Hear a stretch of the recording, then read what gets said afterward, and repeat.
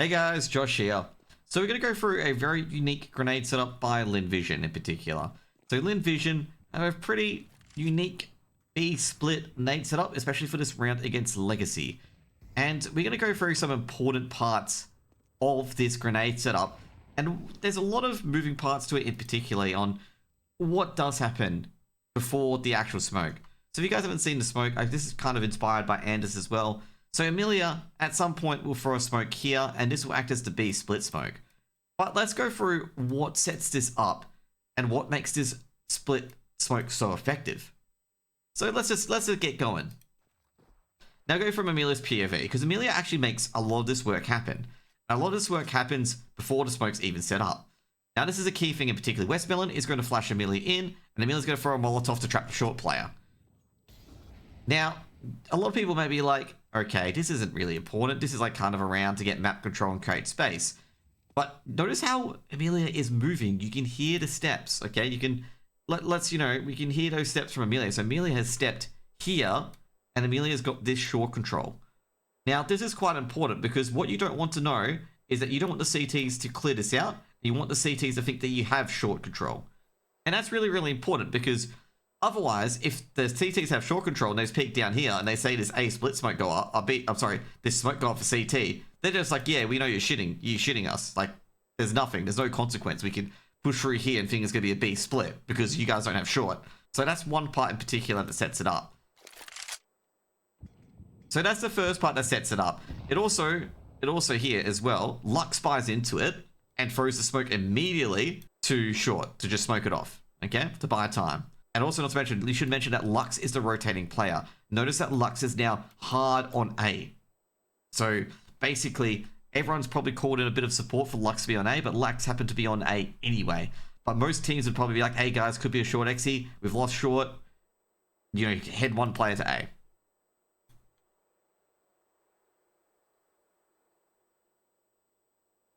Now next up is going to be the final part of this little play here. So basically, Emilia sets up the smoke, gets ready for the jump smoke, and here it goes. So basically the smoke, we'll get to it now. So the smoke will land on the boxes. We'll play it now, actually. Lands on the boxes. And we'll get a POV. Well, we'll get a POV from Lux, I guess, of what he can see. And Lux can't see anything. And Lux is convinced that it's a short XE. You can see here, Lux is aiming for the short execute. And that's why it's so crucial, in particular, for short to be on the T side. Now, as a counterpoint as well for Zaka, if they go through short, Zaka's got the AWP here as well, the bomb. If he's able to take one of these players out, it is huge. It makes it a 4v5, and makes it a bit easier for Lynn Vision to move around. Now, also as well, since Lux is fixated on the A site, since there's that Molotov earlier from Emilia and a lot of aggression from Emilia, no one is going to be in middle and CT because the rotating player is going to be Lux, where he's on ramp, thinking it's going to be an AXE because of that CT smoke. So he's being tricked twice, basically. He's been tricked that someone's in short, and now he's been tricked that they're being executed on an A. And that's what you basically call, like, conditioning effectively as well, is that execute, that's nade, is going to be an A execute. It's not going to be used as a B split execute. Now you can see here, Westmelon is just making sure that no one is trying to cross into CT in particular.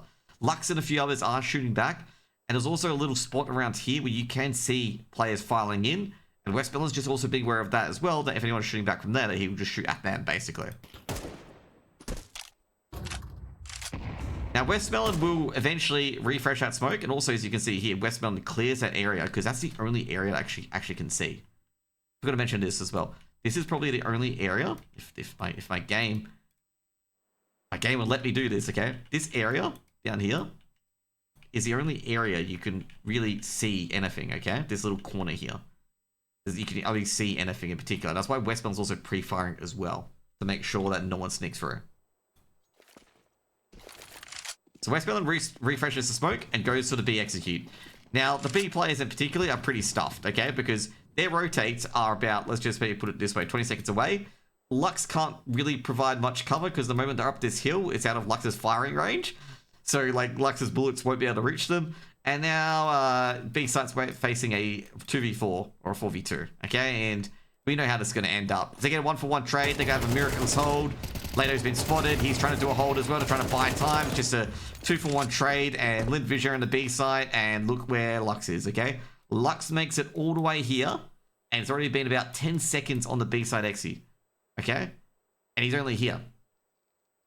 So basically, they've got about 20 seconds to just hit that B site, which they did, and they did it successfully. So all that aggression has built that round. So the initial aggression of Emilia securing short has allowed Lynn Vision to throw this smoke for a B split to get 20 seconds with a 4v2 on the B site and likely win the round.